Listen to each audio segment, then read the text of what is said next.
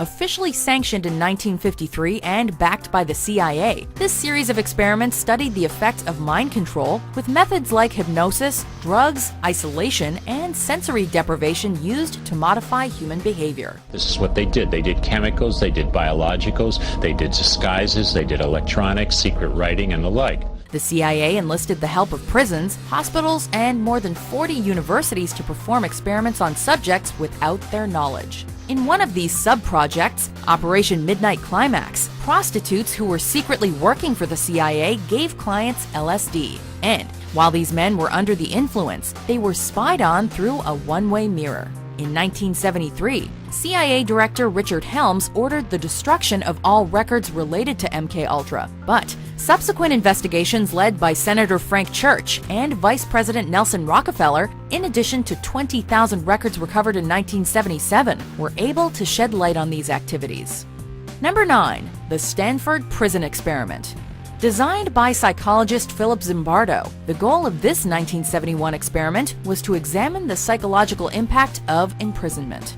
For the experiment, the psychology building at Stanford University was turned into a prison, with 24 undergraduate students divided into two groups, prisoners and guards. I don't look on it as an experiment or a simulation. It's just a prison that was run by psychologists instead of run by the state. They took their commitment to their roles to disturbing levels, with the guards doling out abuse and the prisoners accepting it. Things got so intense that some students had to be removed due to the trauma.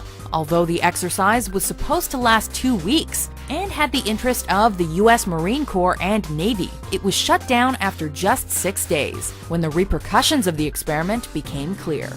Number 8. The Milgram Experiment.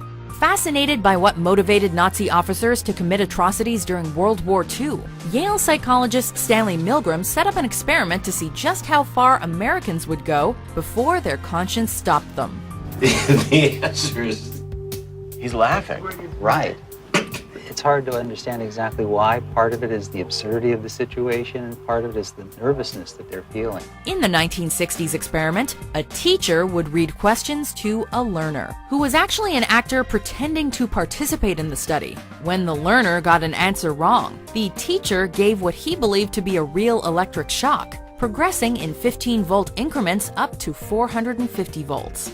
Did it sound as if he was in pain? Yeah. If the teachers objected, they were forced to administer it regardless. After being assured that they would be free of all responsibility, the teacher typically complied, even when the learner screamed in agony. That's wrong. 225 volts. Take it off! I've had enough of this! 2/3 of the 40 test subjects went all the way to 450 volts, proving how much we're ingrained to obey authority, even if we believe it to be morally or legally unjustified. He'll be all right. Yeah? Please continue.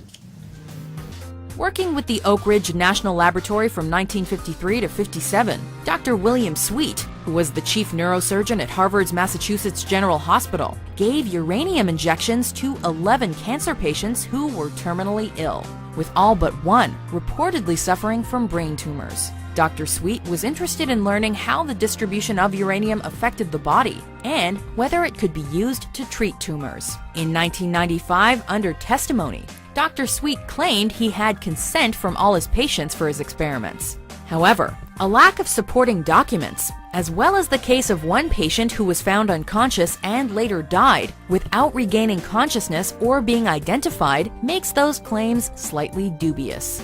Number 5. The Tuskegee Syphilis Experiment. From 1932 to 1972, 600 African American farmers from Alabama were selected for a U.S. Public Health Services program, receiving free healthcare and other benefits for their cooperation. However, they weren't told they were actually being studied. 399 of the men had syphilis, while the other 201 were used as a control group.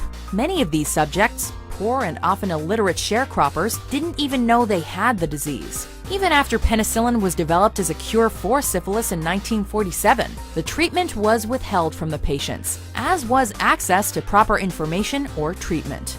Many ultimately died of syphilis, with at least 40 women contracting it from their husbands, and nearly 20 children born with it. As a result of an information leak, the project was shut down in 1972. But it wasn't until 1997 that President Bill Clinton formally apologized on behalf of the government for what happened. The 8 men who are survivors of the syphilis study at Tuskegee are a living link to a time not so very long ago that many Americans would prefer not to remember. Number 4, the University of California experiments on newborns. Leading up to a study published in the Medical Journal of Pediatrics, 113 newborn babies, no older than 3 days old, were experimented on by scientists at the University of California's Department of Pediatrics in the early 1960s. Studies conducted on the babies included a battery of bizarre and seemingly unnecessary experiments regarding blood flow and pressure. In one test, over 40 babies were placed on circumcision boards and held upside down, while doctors measured how their blood flowed to their head. In another, babies were placed ankle-deep in ice-cold water, while a catheter was inserted into their aorta in an effort to monitor their aortic pressure. Number 3. Dr. Bender forces electroconvulsive therapy on children. While working as a neuropsychiatrist at New York's Bellevue Hospital, Dr. Loretta Bender decided an effective treatment for children with developmental disorders or schizophrenia was electroconvulsive therapy, or ECT, previously called electroshock therapy. In 1947, Dr. Bender sent small electric currents through the brains of 98 children, all of whom were 12 or under, and one of whom was 3.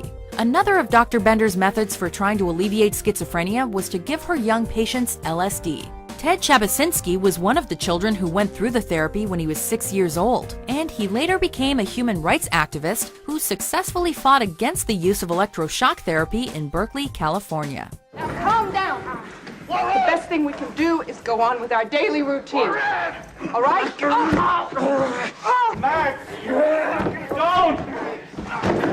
Number 2. Military experiments with mustard gas during World War II. In 1943, the Navy recruited upwards of 60,000 young men for a study. Only they weren't asked to participate. They were told. Only when they arrived at the Naval Research Laboratory in Washington, D.C., did they find the real purpose of the study, to measure the effects of mustard gas and other chemicals on humans. They rubbed a liquid chemical on my arm and hand and had me breathe the gas without a mask on. I had no protective clothing in the gas chamber. Locked in chambers and exposed to the deadly gas, the men involved in these experiments suffered horrible health effects, including internal and external burns. Additionally, as it was a wartime experiment, they were bound by oaths of secrecy and faced dishonorable discharge or imprisonment if they spoke of the order, the details of which were not formally declassified until 1993.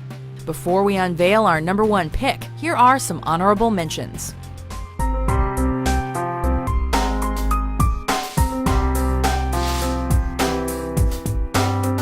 Number 1. Vanderbilt University's vitamin drinks. Following World War II, researchers at Vanderbilt University gave over 800 pregnant women a mysterious concoction they were told was a special vitamin drink. It was actually mixtures that contained doses of radioactive iron, as the scientists were testing its absorption rate during pregnancy. The radiation these women were exposed to was reportedly 30 times higher than normal. Around 3 or 4 children died of cancer or leukemia as a result of the experiment, and some mothers developed rashes, lost hair and teeth, and contracted various types of cancer themselves. In 1994, almost 40 years later, Vanderbilt University faced a lawsuit for the 4-year study and was forced to pay out more than $10 million in damages.